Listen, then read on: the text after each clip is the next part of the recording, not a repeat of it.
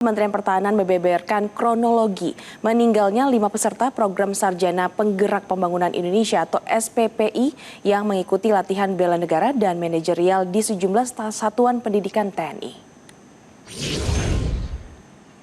Informasinya pemirsa, latihan dasar militer atau Latsarmil bagi calon manajer Kopdes Merah Putih menjadi sorotan setelah 5 orang peserta meninggal saat mengikuti pelatihan. Berdasarkan laporan resmi dari Satuan Pendidikan dan Rumah Sakit, penyebab kematian kelima peserta tidak sama, masing-masing disebabkan kondisi medis yang berbeda-beda, mulai dari henti jantung, heat stroke, tuberkulosis paru aktif, pneumonia, disertai dengan komplikasi medis, hingga satu kasus yang masih dalam pendalaman medis. Nah, lebih lanjut ya pemirsa, Kepala Badan Pengembangan Sumber Daya Manusia Kementerian Pertahanan, Maijen TNI Ketut Gede Wetan Pastia memastikan bahwa seluruh peserta yang mengalami gangguan kesehatan telah mendapat penanganan awal oleh tenaga kesehatan di satuan pendidikan sebelum dirujuk ke rumah sakit. Dan tidak hanya itu, pihak Kemenhan juga menegaskan seluruh peserta sebelumnya telah menjalani pemeriksaan kesehatan secara menyeluruh dan dinyatakan memenuhi syarat mengikuti pendidikan. Kemhan pun akan melakukan evaluasi menyeluruh terhadap penyelenggaraan program Sarjana Penggerak Pembangunan Indonesia atau SPPI. Dan untuk lebih lengkap pemirsa, kita simak keterangan daripada Maijen TNI Ketut Gede Wetan Pastia selaku Kepala Badan Pengembangan SDM Kemenhan. Atas arahan Menteri Pertahanan, penguatan aspek kesehatan peserta menjadi perhatian utama. Pemeriksaan berkala bagi peserta yang dimiliki faktor risiko, penyesuaian intensitas kegiatan sesuai dengan kondisi peserta, serta penguatan pengawasan medis di satuan pendidikan. Selain itu, Kementerian Pertahanan juga berkoordinasi dengan Kementerian Kesehatan untuk memperoleh asistensi medis khususnya dalam upaya pencegahan, deteksi dini, dan penanganan penyakit paru serta penyakit menular di lingkungan pendidikan. Dan menanggapi kasus meninggalnya 5 calon manajer Kopdes Merah Putih ini, pemirsa, pemerintah kini melakukan evaluasi terhadap aspek kesehatan, pengawasan medis, serta pelaksanaan kegiatan guna mencegah kejadian serupa terulang. Dan lebih lanjut kita coba untuk simak keterangan daripada Menteri Sekretaris Negara Prasetyo Hadi berikut ini.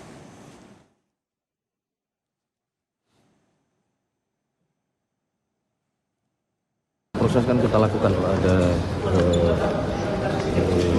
misalnya salah prosedur itu kita perbaiki, dan kalau salah prosedur itu ada yang mengarah kepada hal-hal kelalaian itu.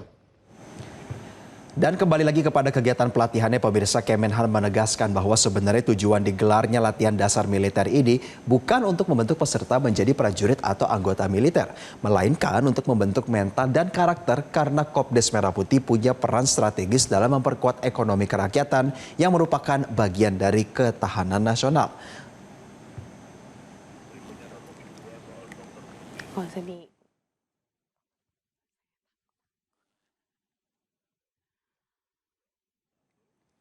Dan hot topic selanjutnya pemirsa, Satreskrim Polres Metro Tangerang Kota menangkap pelaku penganiayaan terhadap seorang kedi golf di Kota Tangerang. Pelaku FP ditangkap di kediamannya di Kota Bandar Lampung dan kini FP resmi ditahan. Jadi perkembangan informasinya pemirsa, pelaku tak berkutik saat diamankan oleh petugas kepolisian dan langsung dibawa petugas untuk pemeriksaan lebih lanjut. Kasih Humas Polres Metro Tangerang Kota AKP Heris mengatakan berdasarkan hasil pemeriksaan, pelaku yang berprofesi sebagai karyawan swasta mengakui perbuatannya melakukan kekerasan terhadap korban dan motif penganiayaan dipicu rasa cemburu yang berujung kepada cekcok. Lalu lebih lanjut, pihak kepolisian telah menetapkan pelaku sebagai tersangka dan akhirnya resmi ditahan. Dan sebelumnya seperti yang kita ketahui pemirsa, beredar viral di media sosial rekaman CCTV di mana ada seorang pria bermain golf dan menganiaya seorang wanita yang bertugas sebagai caddy golf di Modern Land Kota Tangerang. Hingga korban harus dilarikan ke rumah sakit karena mengalami luka yang sangat serius. Dan akibat dari penganiayaan tersebut, korban mengalami luka robek di kepala serta luka lebam di seluruh sekujur wajah dan kini masih menjalani perawatan di RSUD Kabupaten Tangerang. Maka atas perbuatannya, pelaku terancam Undang-Undang Penganiayaan dan Kekerasan dengan ancaman hukuman di atas 5 tahun penjara. Berikut kita simak pernyataan selengkapnya dari pihak kepolisian berikut ini. Berdasarkan hasil pemeriksaan sementara, tersangka bukan merupakan pejabat publik seperti yang beredar di media sosial, melainkan seorang wira swasta. Untuk motif, peristiwa tersebut dipicu oleh persoalan emosional. Korban diduga merasa cemburu kepada seorang marshal lapangan golf yang sebelumnya diminta membelikan minuman. Situasi tersebut kemudian berkembang menjadi pertengkaran hingga terjadi tindak pidana penganiayaan. Dan pemirsa, serupa tapi tak sama, selain kasus penganiayaan terhadap seorang caddy golf, di tempat berbeda polisi juga menangkap 4 pelaku penyekap sekaligus penganiayaan terhadap karyawan padel di Kebayoran Lama, Jakarta Selatan. Dan dari hasil pemeriksaan dan penyelidikan, keempat pelaku kini sudah ditetapkan sebagai tersangka, pemirsa. Penangkapan ini sekaligus juga membebaskan AL dari kasus penyekapan dan penganiayaan yang dialaminya selama 2 hari. Dan dari hasil pemeriksaan dan penyelidikan, 4 orang yang ditangkap yakni ASB, RRK, AH, dan DW kini telah ditetapkan sebagai tersangka atas tindakan penganiayaan dan juga perampasan kemerdekaan atau penyekapan. Keempatnya kini telah ditahan oleh pihak kepolisian, dan pemirsa untuk lebih lengkapnya kita simak keterangan daripada Kasih Humas Polres Jakarta Selatan berikut ini.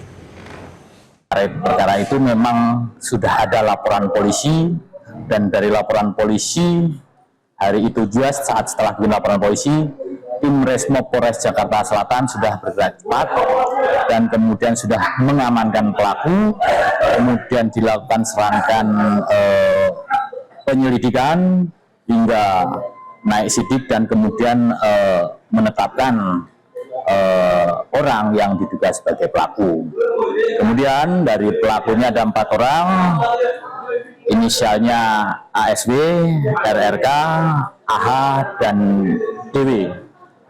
Terhadap 4 pelaku ini sudah dilakukan penahanan. Dan kita beralih ke hot topic selanjutnya, pemirsa. Setelah dinyatakan sembuh dan kembali melakukan safari politik dan juga mengatakan ingin kembali menyapa rakyat dan belusukan, Presiden ke-7 Republik Indonesia Joko Widodo menghadiri prosesi adat di Rumah Adat Kedatun Keagungan. Dalam rangkaian acara tersebut, pemirsa, Joko Widodo ini menerima anugerah gelar adat Baginda Pemuka Bangsa dari 3 pemuka adat Lampung sebagai bentuk penghormatan atas kontribusinya bagi bangsa. Jadi pemirsa, mantan Presiden Joko Widodo ini menerima anugerah gelar adat Baginda Pemuka Bangsa dari 3 pemuka adat Lampung dalam rangkaian safari politiknya di Lampung. Nah, dalam prosesi tersebut, mantan Presiden ke-7 yaitu Joko Widodo ini menerima penyematan gelar adat disertai penyerahan piagam, kemudian pin kehormatan dan juga keris pusaka sebagai simbol penghormatan dari masyarakat adat Lampung atas kontribusinya bagi bangsa.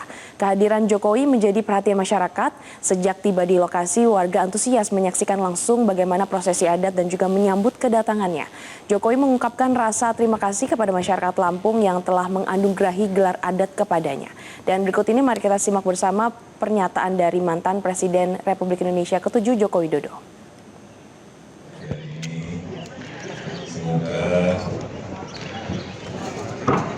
Kita semuanya mendapatkan barokah dan ridho dari Allah Subhanahu wa Ta'ala.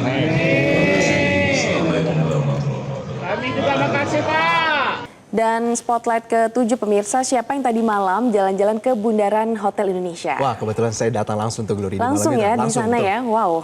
Nah, pemirsa lihat nggak sih bahwa betapa megahnya Bundaran HI semalam ya, karena disulap menjadi venue puncak perayaan HUT ke-199 Jakarta. Lalu bagaimana kemeriahannya? Informasi selengkapnya tunggu apa lagi bersama Kata Oma.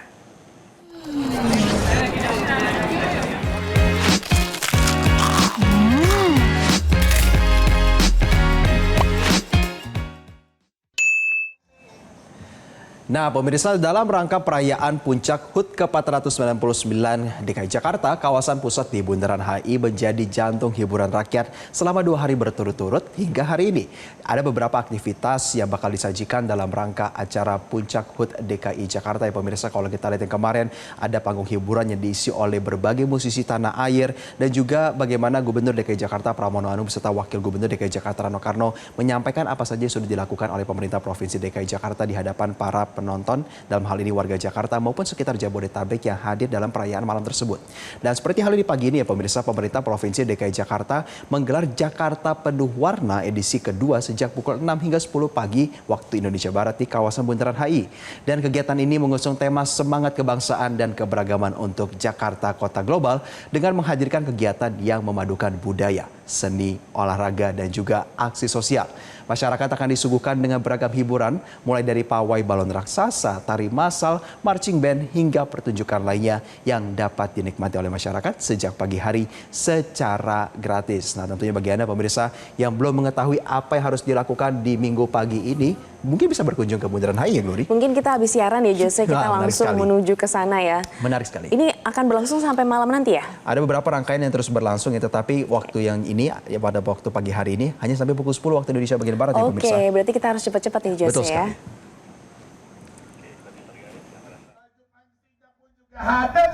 Jelajahi cara baru mendapatkan informasi. Download Metro TV Extend sekarang.